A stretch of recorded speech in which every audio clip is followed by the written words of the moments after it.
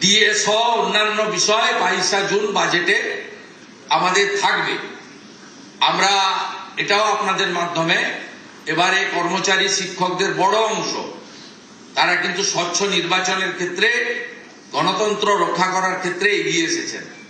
আমরা তাদেরও স্বার্থ রক্ষা করার ক্ষেত্রে লফুল আইনসম্মত স্বার্থ রক্ষা করার ক্ষেত্রে আমরা প্রচেষ্টা নিচ্ছি। এইগুলো আমি বলে রাখলাম, সময় অনেক লাগবে, আবার দেখা হবে, আবার কথা হবে। আমি আপনাদের কতগুলো কর্মসূচিতে সহযোগিতা চাইব। ইতিমধ্যে 5 তারিখ বিশ্ব পরিবেশ দিবসে মায়ের নামে একটি গাছ সব পুরসভা ব্লকে অনুষ্ঠিত হয়েছে, খুব ভালো করে হয়েছে। আমরা এবছর 1,10,00,000 গাছ লাগাবো মায়ের নামে একটি গাছ। আমরা এই কর্মসূচি নিয়েছি। আমাদের প্রধানমন্ত্রীর 12 বছর সম্পূর্ণ হচ্ছে। 5 তারিখ থেকে 21 তারিখ যে প্রোগ্রাম চলছে, মাননীয় লকেট চট্টোপাধ্যায় সমন্বয়ের দায়িত্বে আছেন। আমরা সরকারি কর্মসূচি সফল করার ক্ষেত্রে আপনাদের সহযোগিতা চেয়েছি। 5 তারিখের প্রোগ্রাম খুব সাকসেস হয়েছে। 3 দিন প্রত্যেকটা ব্লকে এবং মিউনিসিপ্যালিটিতে, বড় ব্লকে 2 জায়গায়, ছোট ব্লকে 1 জায়গায়, বড় মিউনিসিপ্যালিটিতে 2 জায়গায়, ছোট মিউনিসিপ্যালিটিতে 1 জায়গায়। কলকাতা কর্পোরেশনের ক্ষেত্রে প্রত্যেকটি বোরোতে আমাদের জনকল্যাণ শিবির হচ্ছে 15, 16, 17, 3 দিন ব্যাপী। সেখানে ভারত সরকার মাননীয় প্রধানমন্ত্রীর নেতৃত্বে এবং রাজ্য সরকার একযোগে কি কি পরিষেবা জনগণকে দিতে পারে সেটা আমরা জনকল্যাণ শিবিরের মাধ্যমে করব। যারা বিভিন্ন স্কিমে, পিএম কিষাণ সম্মান নিধি থেকে, শ্রম দপ্তরের একাধিক স্কিম থেকে, আমাদের প্রধানমন্ত্রী সূর্য ঘর থেকে, স্বচ্ছ ভারত থেকে, রাজ্যের অন্নপূর্ণা যোজনা থেকে, বার্ধক্য ভাতা, দিব্যাঙ্গ ভাতা থেকে শুরু করে যা যা প্রকল্প আছে কেন্দ্র এবং রাজ্যের, সেখানে নাম নথিভুক্তকরণও করতে পারবেন। এবং সেই কর্মসূচির ক্ষেত্রে আমরা বিস্তারিতভাবে তাদেরকে জানানোরও ব্যবস্থা নিয়েছি। আপনাদের সকলকে মাধ্যমে জনগণের কাছে এই বার্তা পৌঁছে দিতে চাই, যাতে জনগণের অংশগ্রহণ হয়। 208টি কেন্দ্রে আমরা জিতেছিলাম, একটি কেন্দ্র আমাকে ছাড়তে হয়েছে, 207-এ আমরা আছি। তাই যে এলাকায় বিধায়ক নেই আমাদের দলের, সেই এলাকায় এই কর্মসূচি সফল করার ক্ষেত্রে, জনগণকে সঠিক তথ্য প্রদানের ক্ষেত্রে জেলা সভাপতি, মন্ডল সভাপতিরা গুরুত্বপূর্ণ ভূমিকা নেবেন, এইটুকু অনুরোধ আপনাদের কাছে করব। আপনারা জানেন 1947-এর 4 এপ্রিল থেকে 6 এপ্রিল তারকেশ্বরে হিন্দু মহাসম্মেলনে পশ্চিমবঙ্গকে ভারত ভুক্তির সিদ্ধান্ত গৃহীত হয়েছিল ডক্টর শ্যামাপ্রসাদ মুখার্জির নেতৃত্বে।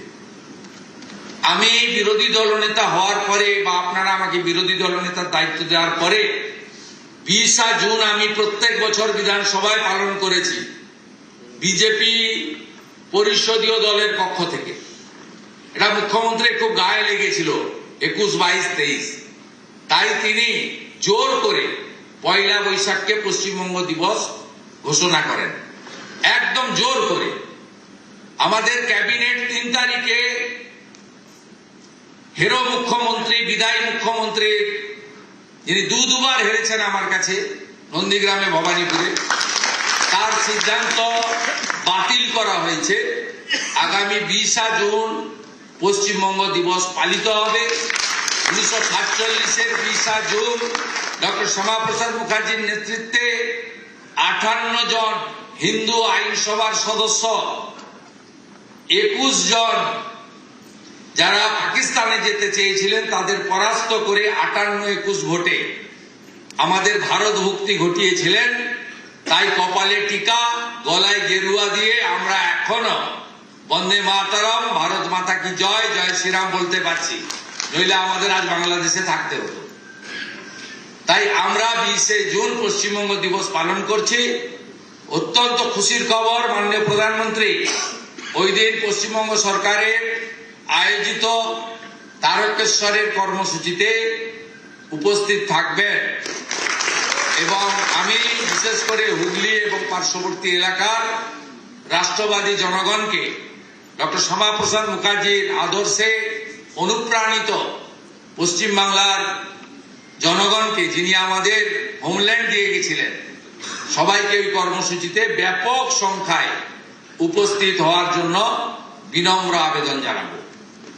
এবং আমাদের 5 তারিখ থেকে শুরু হওয়া কর্মসূচি 21 তারিখ বিশ্ব যোগা দিবসে শেষ হবে। এর আগে দলগতভাবে সামাজিক সংগঠন, ব্যক্তির উদ্যোগে যোগা দিবস পালিত হয়েছে পশ্চিমবঙ্গে। এই প্রথমবার পশ্চিমবঙ্গে সরকারি উদ্যোগে যোগা দিবস পালিত হচ্ছে। আমরা আজ থেকে তার ক্যাম্পেনিং শুরু করেছি। আজকে ওয়ার্ল্ড সাইকেল ডে ছিল, আজকে সাইকেল যাত্রা হয়েছে। আগামী 9 তারিখ মনসুখজি, প্রতাপ ভাইরা আসবেন, প্রস্তুতি শুরু হবে। 19 তারিখে হাফ ম্যারাথন হবে যোগাকে সফল করার জন্য। আপনাদের সকলের অংশগ্রহণ সহযোগিতা প্রার্থনা করব। এবং 21 তারিখে কলকাতায় যে সেন্ট্রাল যোগা দিবস পালিত হবে তাতে মাননীয় প্রধানমন্ত্রী নিজে উপস্থিত থাকবেন। আর আপনারা সবাই নিজের নিজের এলাকায় যোগা দিবস পালন করবেন। হঠাৎ করে যোগ করতে যাবেন না। আয়ুষ দপ্তরের প্রোটোকল মেনে 1 সপ্তাহ আগে থেকে প্র্যাকটিস করে যোগা দিবস পালনের অনুষ্ঠানে যাবেন। এইটুকু আমার আবেদন। আপনাদের কাছে খুশির খবর আমরা দিই যে আমরা কেন্দ্রের মতো রাজ্যেও আয়ুষ দপ্তর আলাদা করে তৈরি করতে চলেছি, যার ফলে পশ্চিমবাংলার মানুষের অনেক কল্যাণ হবে। আমি অনেক কথা অনেকক্ষণ ধরে বলে ফেললাম, ভবিষ্যতে আবার দেখা হবে। সবাই ভালো থাকবেন, সবাই আমাকে সহযোগিতা করবেন। আর আমার যারা গুরুজন আছেন, নেতারা, বয়সে বড়, প্রাণ খুলে আশীর্বাদ করবেন আপনাদের ভাইকে। সবাই ভালো থাকুন। ভারত মাতা কি জয়।